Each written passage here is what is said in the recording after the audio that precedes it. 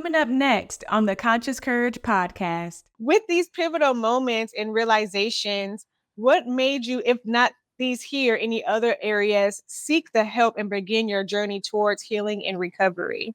Well, you kind of spoke to it, and did that. What was a major aha moment was I've been with my husband 28 years, and in all of our 28 years, he has never, ever, ever said one negative word to me, period, or about my appearance. He constantly affirms how beautiful I am, how he loves my hair. Good morning. Welcome to the Conscious Courage podcast and sing it with me. Happy Motivational Monday. I am your host, Davone'a. I meet with you all every Monday at 6 a.m. Eastern Standard Time to provide practical steps toward our inner healing journey, or what I've coined internal glow up.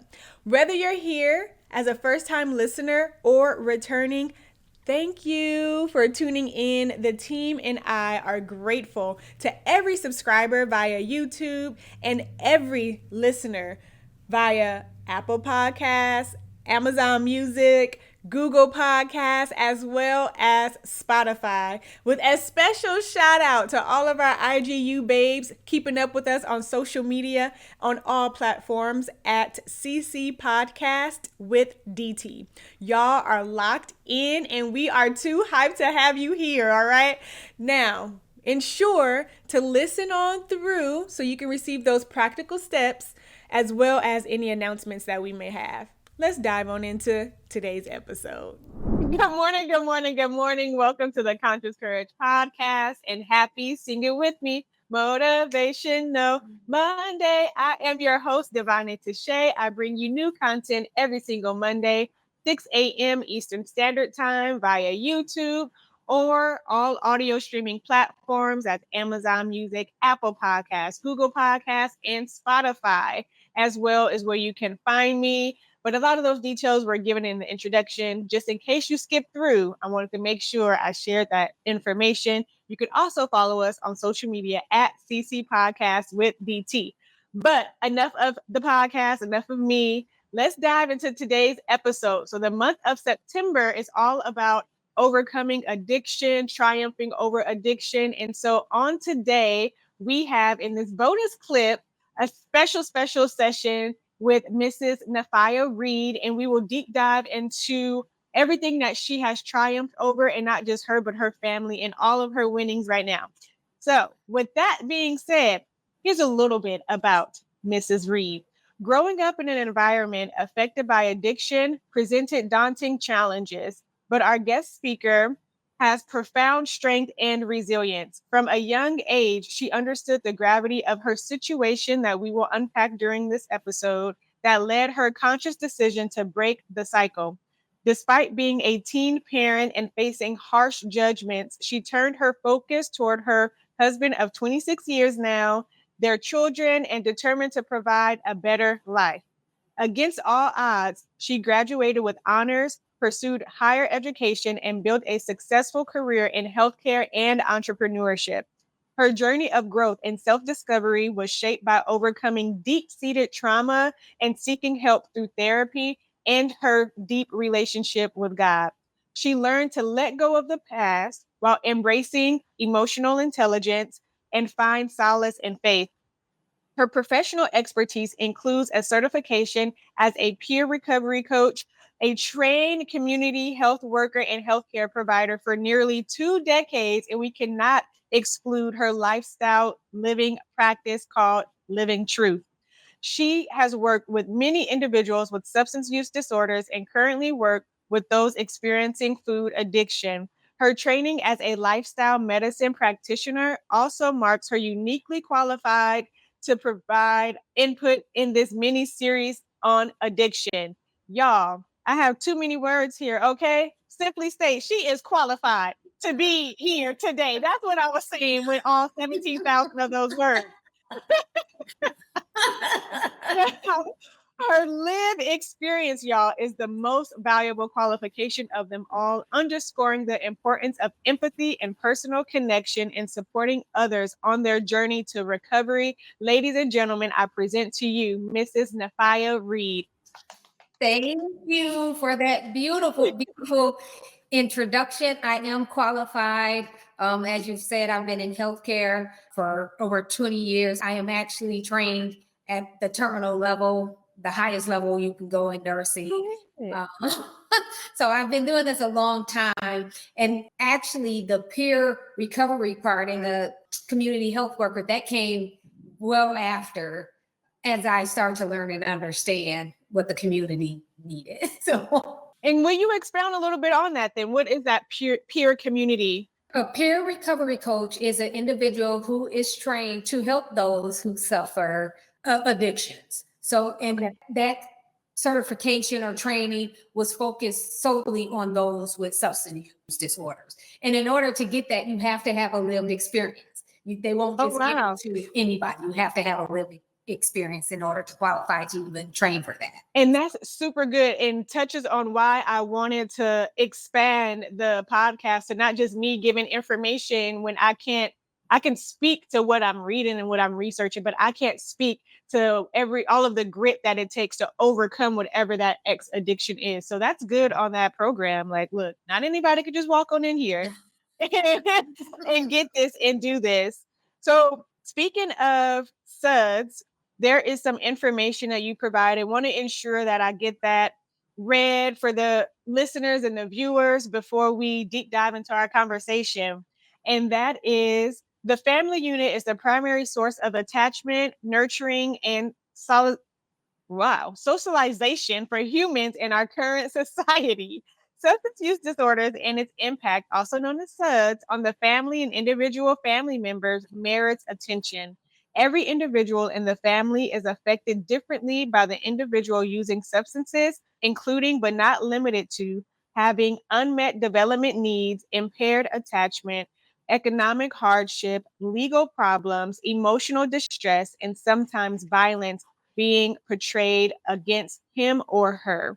For children, there is also an increased risk of developing a SUD themselves or a substance use disorder themselves, as found in the social work public health from 2013. Now, with that being said, we can dive, if you don't mind, transitioning on which those parents had an alcohol addiction and then just take us from there. Yeah. So as you said, I got a double whammy. My biological parents were addicted to, they were heroin addicts. My father subsequently died of kidney disease brought on by drug use. And my mother did die from drug use. She was clean at the time she died. It was cancer, but for years and years, for as long as I can remember, from about the age 4 or 5, that is all I had seen in my life, them struggling that substance use disorder, and family members, close family members doing the same thing, watching the ODs, the sneaking in the bathroom, the works, as they call them, for those who use heroin, around the house, things like that. That their addiction and inability to nurture us and care for us properly led to us being taken from the home and put into foster care. And unfortunately, my foster parents became my adopted parents. But unfortunately, they too suffered from alcohol abuse and misuse. And even to this day, my adopted mother is still alive, as far as I know. We don't have close relationship. Okay. But I know, as last I know, she was still suffering from this disease.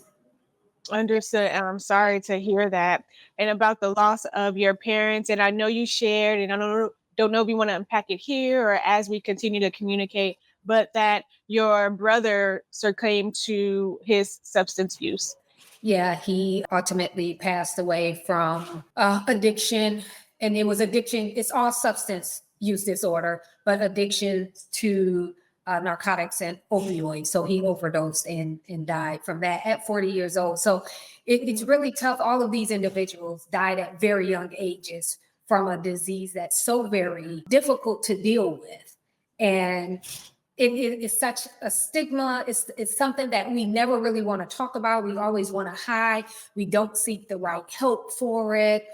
A lot of what I witnessed growing up is my mother. I can speak to her trying to do it on her own, trying to get off the drugs on her own and go cold turkey and things like that. And the problem with that, as a healthcare professional now, I know is that you almost die withdrawing, from using these drugs. And unfortunately, it was just very, very tough for her to do that. Even at one point, my husband and I, before we purchased our first home, we had saved up probably not much, $11,000 or $12,000 for it to buy our first home. And instead of buying our home, we ended up putting her into a rehab facility because insurance doesn't cover. Now they do. Then they did not. And they only cover a certain amount of time. It's not very long. It's not long enough for somebody to be healed of this. And I don't even really know if anybody has really ever healed of this disorder or this disease, because it truly is a disease.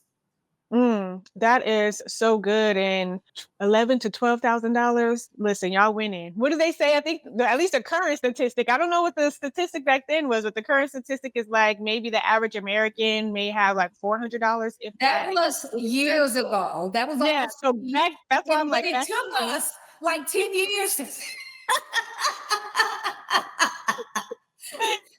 Excellent work. Still excellent. And y'all did it for a really good reason. There was something that you shared just in our conversations. And if we can touch on that a little bit, because others may be able to sympathize or even empathize with it. And that is the guilt that you had coming up.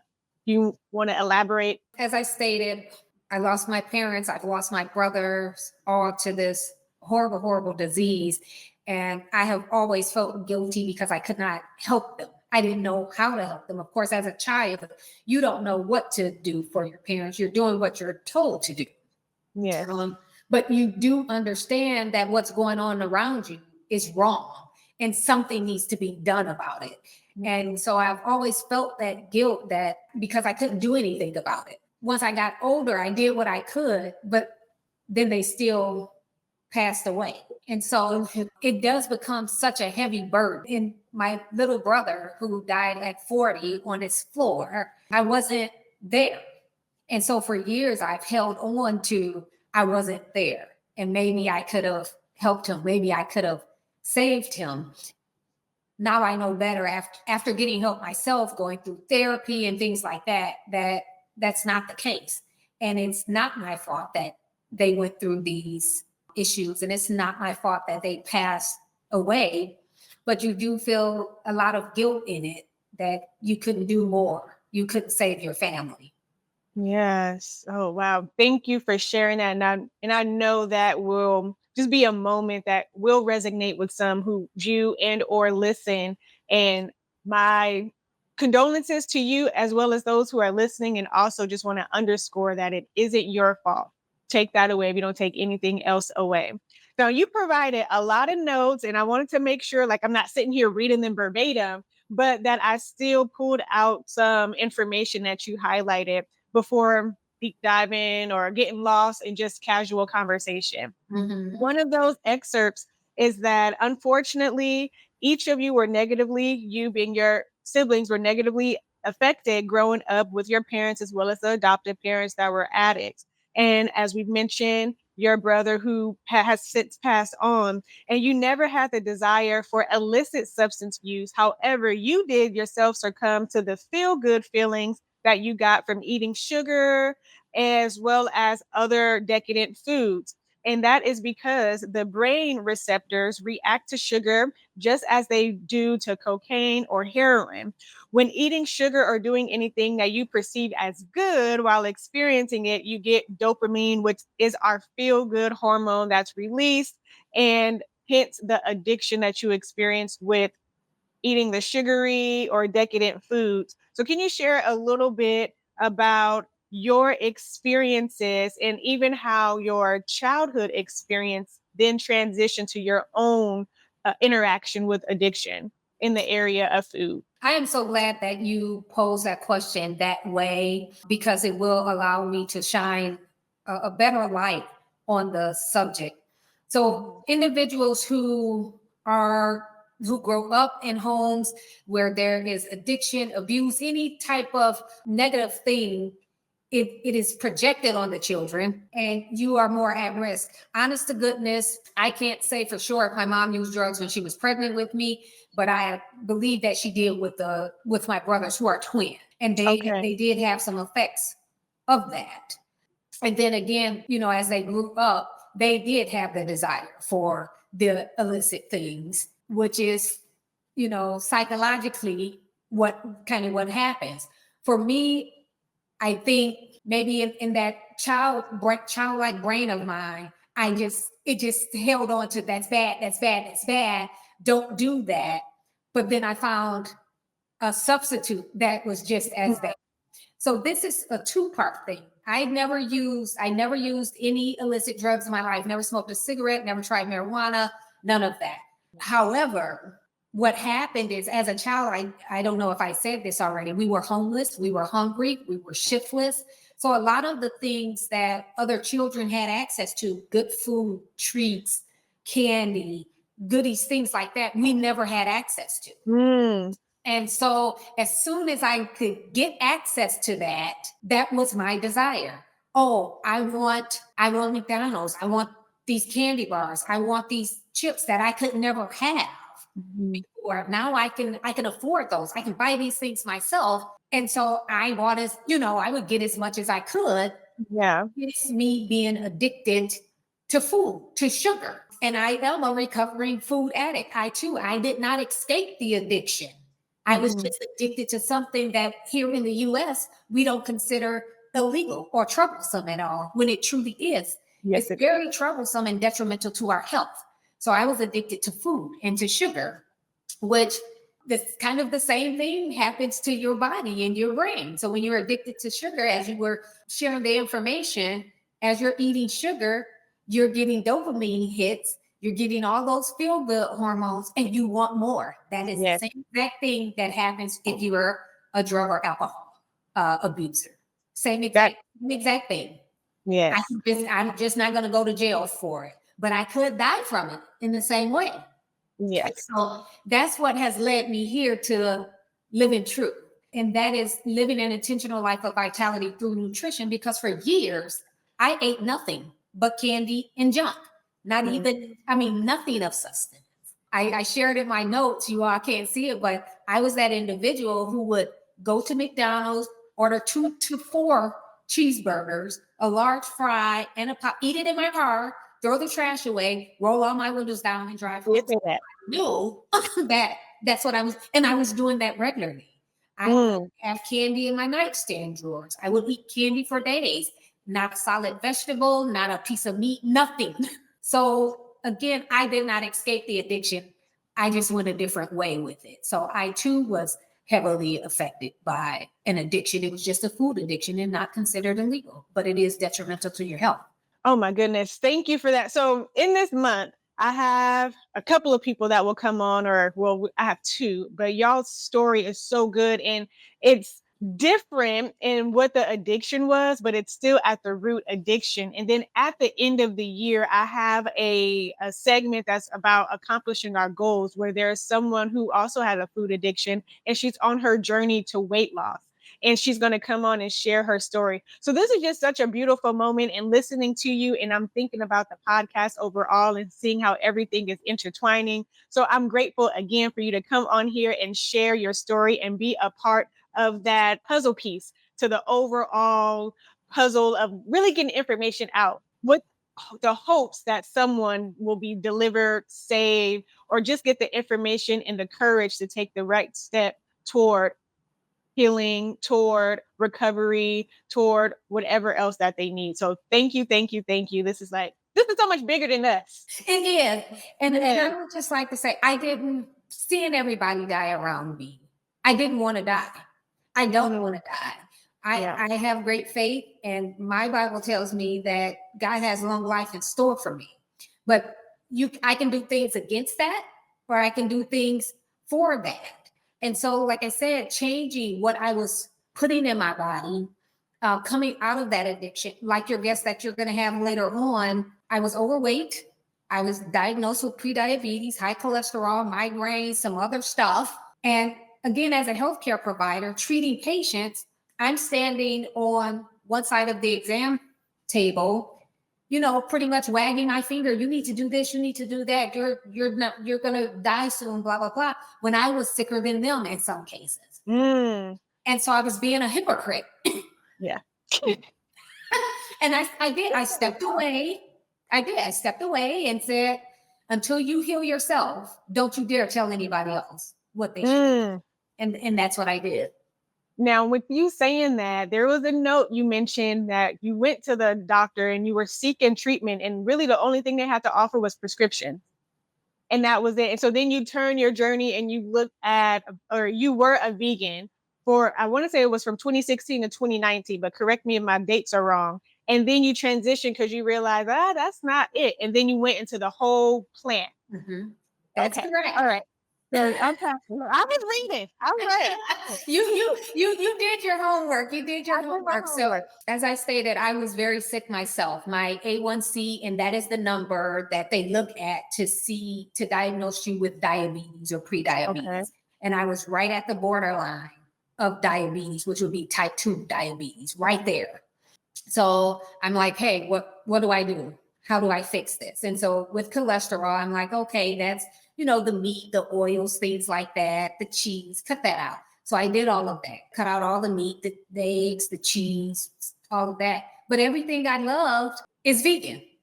So Oreos are vegan. Fritos are vegan. Potato chips are vegan. You're still eating the junk that's causing you to be sick. So for about 2 years, that's good.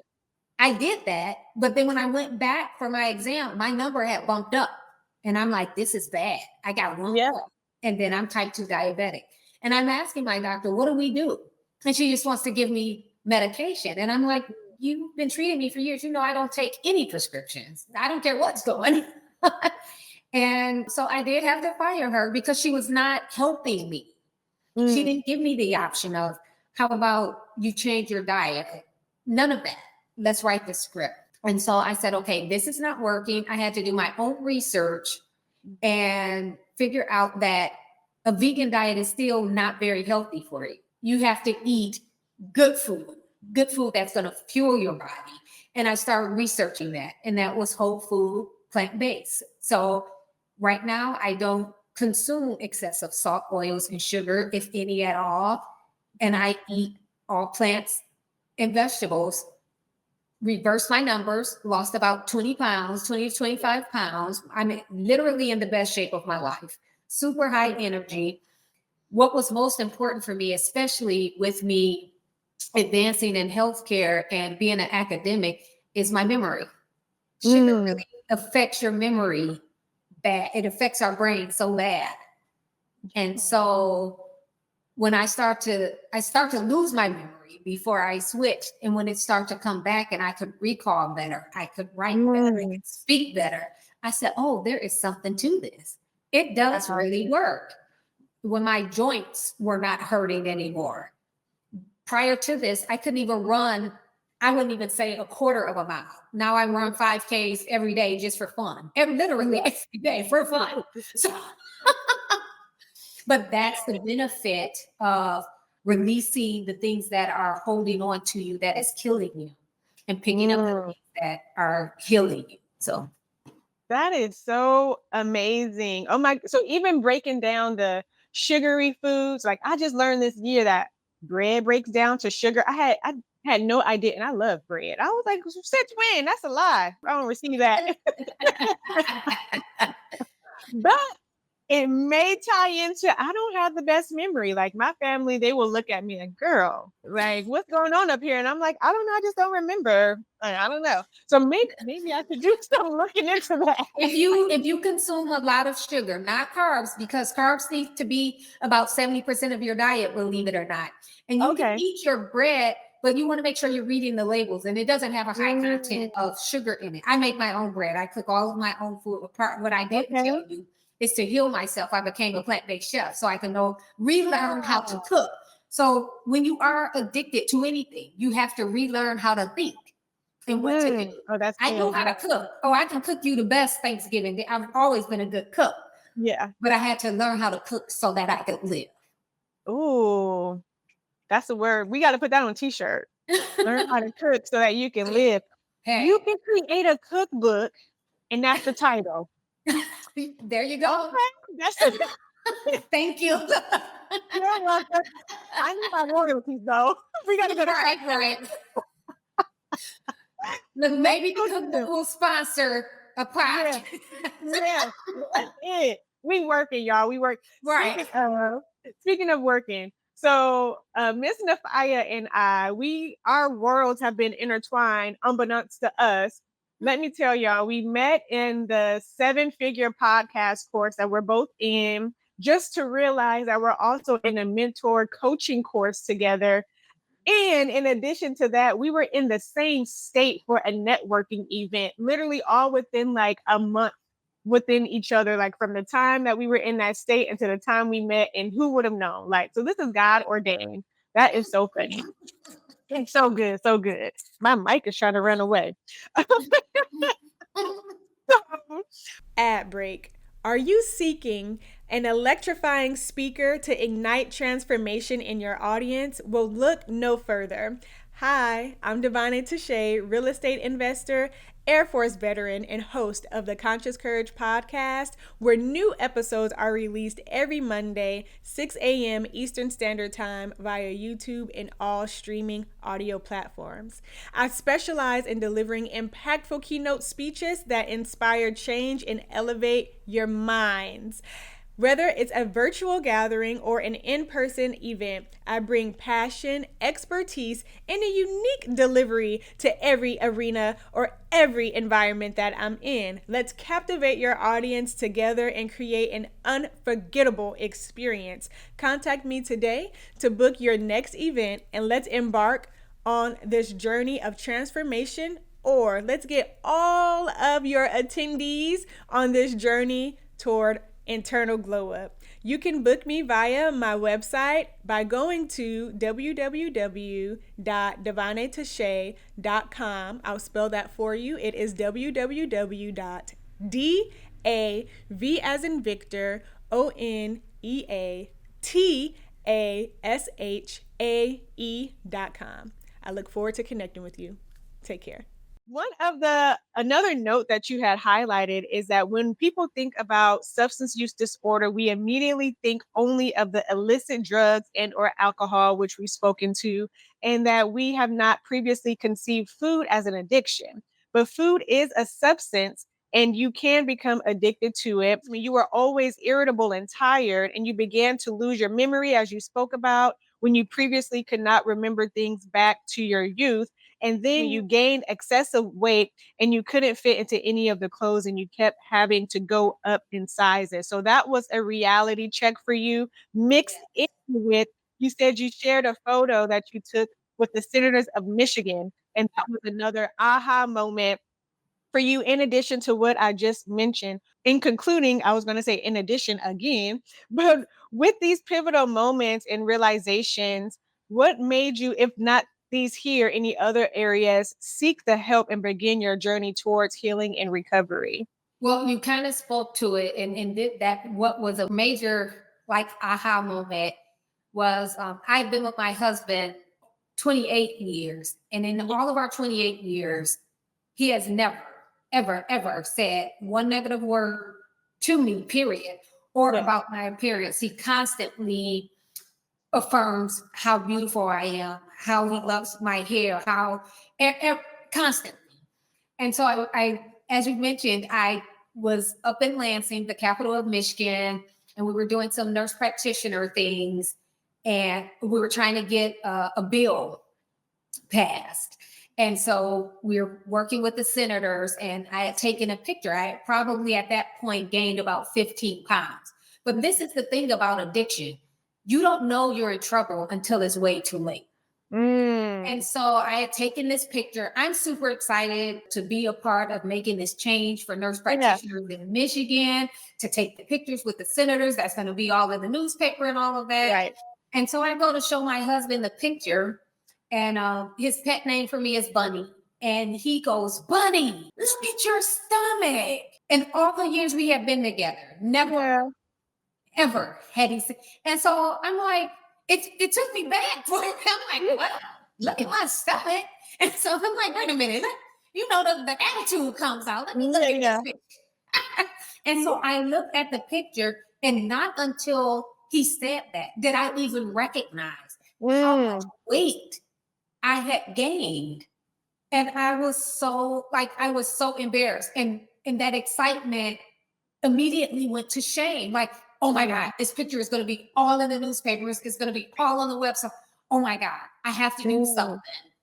Now, I knew it was a problem when he said something. He has never said anything negative. And I wouldn't say that was negative. It was the recognition that I needed to make a change. Yes. Oh, wow. That's good. Well, excuse me. 28 years. Let's go. Let's turn it up for 28 years. 26. We've been together 28. Okay. I was like, I said 26. I'm sorry. Okay, got it. That's 26 together in 28. Yeah. That's amazing. Congratulations. I love that. And yeah, those photos, look, what they say, pictures don't lie. No. So, See? you're like, I didn't even notice it. Oh, man. Now, we've talked about the family, about your upbringing, and about what caused, those pivotal moments. And I'm gracious that you've been very open and transparent. I also would like to highlight and dive into your higher education and experience in your business. And so there is this moment here. There's this excerpt where you said, in all seriousness, you were coming out of the story that you just shared, and that having a food addiction is bad. And the worst part is that even with the weight gain, you weren't aware of it. And that in turn, you changed your lifestyle because the disease came with prediabetes, high cholesterol, high blood pressure, migraines, and headaches, could lead to obesity, fatigue syndrome, and mental health challenges, are just to name a few of the impacts of a person's overall health. Now, with your multifaceted background and experiences, what are some self-care and self-compassion and like finding healing coping mechanisms that you either implemented or that you know now and you would like to share with everyone listening? First, you must recognize it, and you must admit that it's an issue. And we know anybody who has not studied substance use disorder or addiction, you have to recognize it. You have to admit that it's a problem, and then seek help for it. A lot of people who are addicted don't believe they have a problem. They think they have control over it, and you don't. And again, I'm evidence of that. I was completely out of control. And so things that helped me was, one, recognizing, admitting that it was a problem, and then seeking the help that I needed. So I said I fired my primary care physician, but what I did do is go get therapy. I also went and got a fitness coach.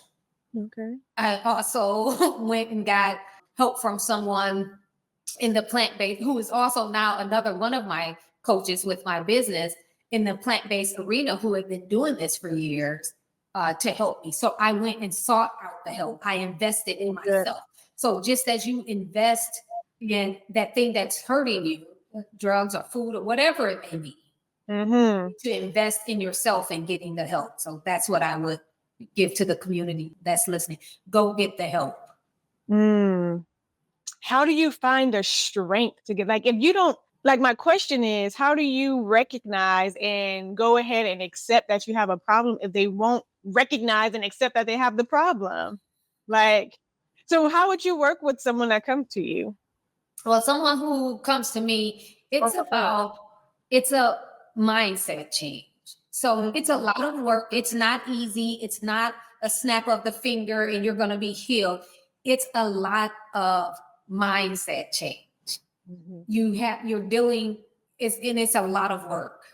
So you're asking people, what are your limiting beliefs? Why do you believe you can't get away from this? What has brought you to this? And you're guiding them, you're supporting them to see what has brought them to this issue. I didn't know why I was addicted until I saw a therapist to ask me what were my needs, what was I missing. So in the article I sent you, those nurturing things, those things that are for human life, I was missing. I was missing food. I was missing making core memories and things like that.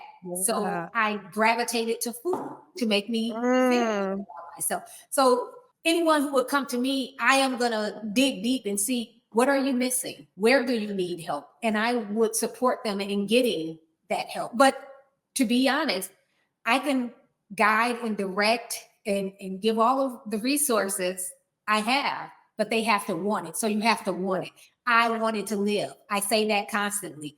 I wanted to live. I want to live. My goal is to live to 104 and more and still be running 5Ks in under 30 minutes. So go. that may not be a reality. It may take me an hour or two, but I'm going to still do it. A quick walk. Right.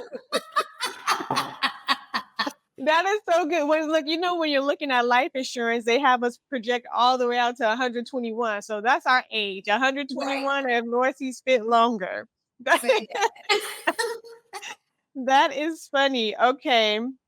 Now, so given some of the experiences with addiction within your family and your own journey towards healing and recovery, what inspired you to share your story and advocate for others who may be facing similar challenges? First and foremost, it's important still to this day.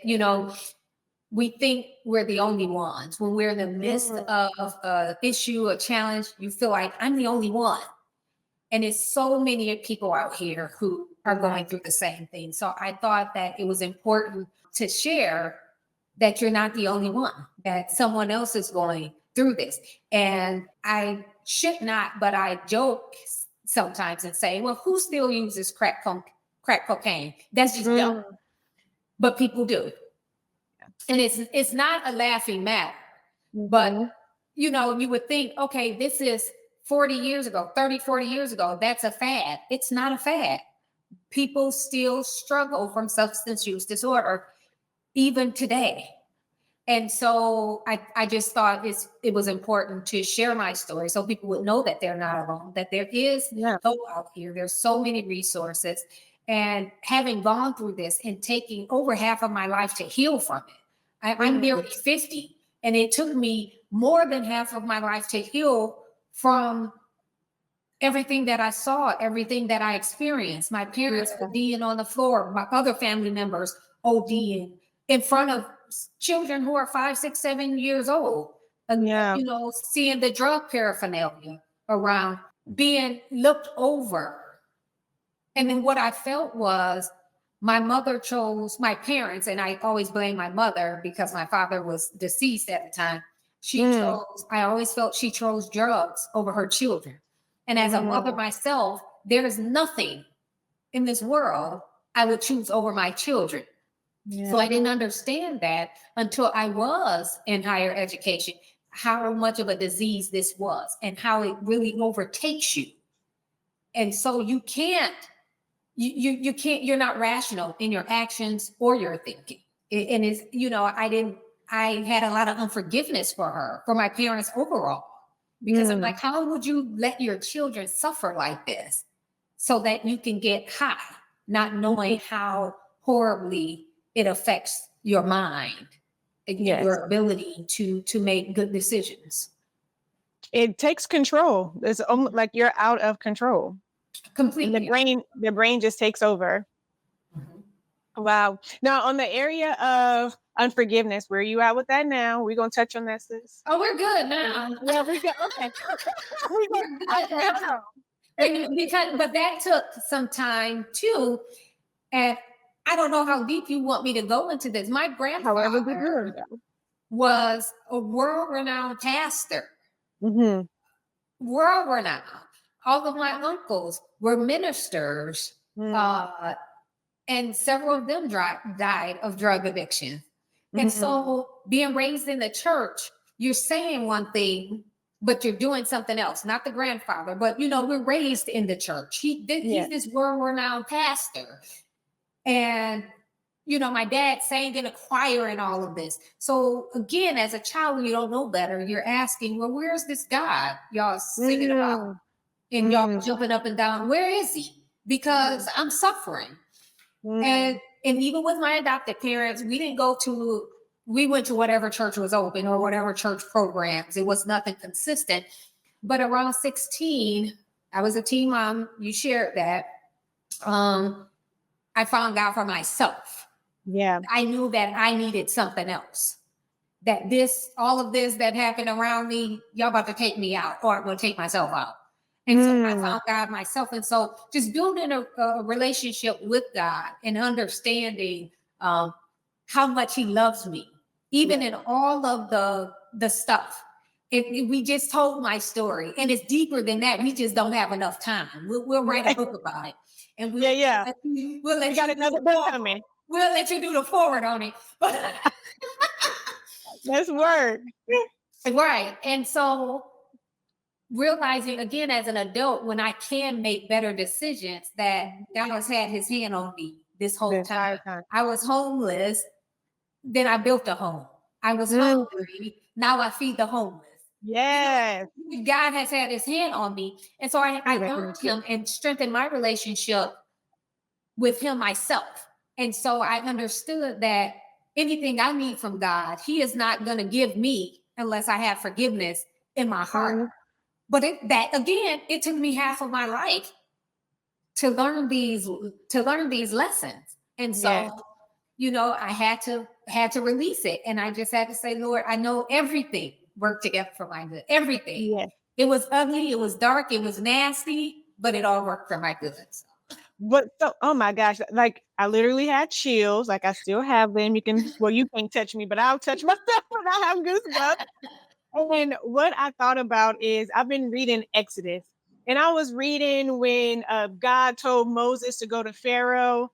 And then after that, there were like 9 different plagues. And I'm like, but the verbiage in particular, it would say, God made Pharaoh's heart cold. God turned Pharaoh's heart cold. And I'm like, God, if your goal is to have him set your people free, why are you in turn like causing these plagues to happen and then for his heart to turn cold, which means he's going to turn his back against your people and they're no closer to being free? I literally posed that question as I continued to read. The Lord's response to Moses in almost like literally answering the question was that he had to have Pharaoh's heart turn cold and have all of that, have the firstborns killed, have the what is it, the fields, all of the food that had that he allowed to perish in the storms and everything, so that miracle signs and wonders could be had, and that the people will know that God is real and that you can see his work. So even in your story, and you say you were looking as a child like, well, where is this God at? But how you just broke it down, that you went from homeless to building a home. You went from hungry to feeding the hungry, to feeding those who are hungry. And it was like, gosh, he had to show hey, look at what this looks like, but look at what it bloomed into. Like you got to have the ugly in order to appreciate the good. You got to have the ugly for people to really recognize like, whoa, this is your God that you serve? Like he brought you from what to where you are now? Exactly. And so good. God is good. I used to be ashamed. Well, I not that it was good, sin is sin, period. Yeah. But I used to be ashamed to even tell people I was a mother, especially I was a teen mother. And I knew people would get to counting and figure out how old I was. Then I was 16, turning 17 when I had my first child. And I never wanted children because I didn't know how to be a mother. I never had an example of a good mother, good parents. And I didn't know, I'm like, I never imagined that. And I know that had God allowed me to get to 25 before I had a child, never would have did it. But he gave me my child to know that you can love somebody. And you will know a love that you cannot even understand. through this child. And it's like that. And just what you were saying, all of that, everything that I've gone through has been for a reason. And I understand that now where I didn't understand that before.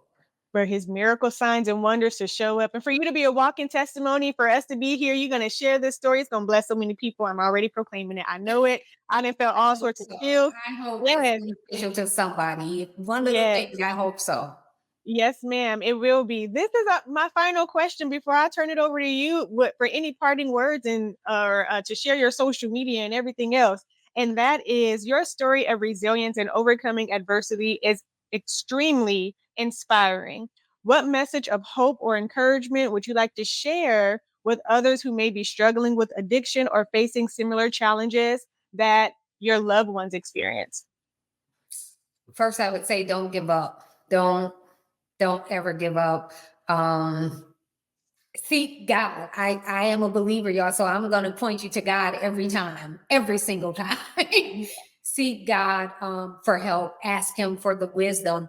Ask him for the resources, for the people to help you.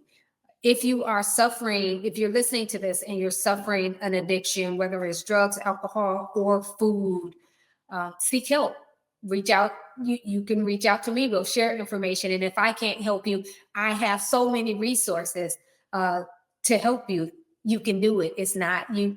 And you have to believe in yourself. It's not impossible to get through this.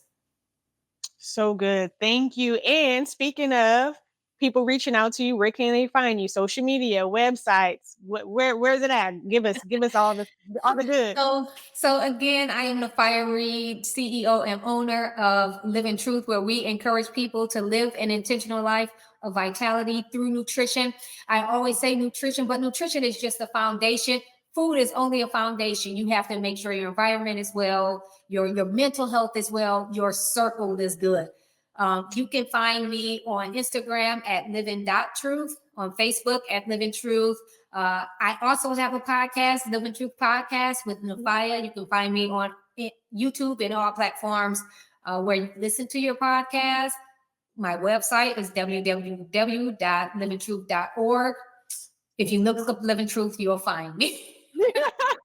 And that's Living L-I-V-N. There we go. L-I-V-I-N-G is L-I-V-N. Living an intentional life of vitality through nutrition. Well, thank you so much. This has been phenomenal. I am grateful for your time, your story, condolences as well to your family members that have passed on. And y'all make sure that you tap in, you like, subscribe, go and follow as well. And we're not live, but if this was fire, and I know it is, and it was, put some fire emojis in the comments, y'all. Y'all make sure y'all tune in on Monday for Motivational Monday. Come on. Y'all take care and be blessed.